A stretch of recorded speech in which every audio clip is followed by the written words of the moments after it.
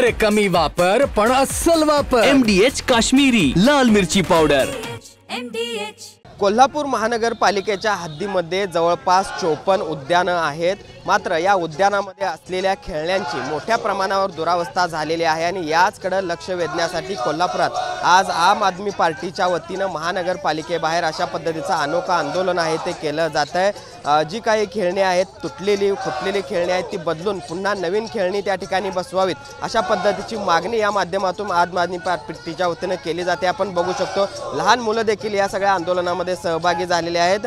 उद्यानामधील खेळणी जी आहेत ती या ठिकाणी आणण्यात आलेली आहेत आणि कुठेतरी चांगली खेळणी या सगळ्या उद्यानामध्ये बसवावीत अशा पद्धतीची मागणी जी आहे ती या निमित्तानं केली जात असल्याचं आपल्याला पाहायला मिळते। महानगरपालिकेच्या उद्यानामधील या सगळ्या तुटक्या खेळण्यांमध्ये बसून अनेक लहान मुलं जी आहेत ती जखमी झाल्याच्या घटना काही दिवसापूर्वीच कोल्हापूरमध्ये घडलेल्या आहेत आणि याच पार्श्वभूमीवर हे सगळं आंदोलन जे आहे ते आम आदमी पार्टीकडून केलं जाते आणि त्यामुळे एकूणच आपण बघतोय महानगरपालिकेच्या दारामध्ये आम आदमी पार्टीने केलेलं हे अनोखं आंदोलन लक्षवेधी ठरतंय।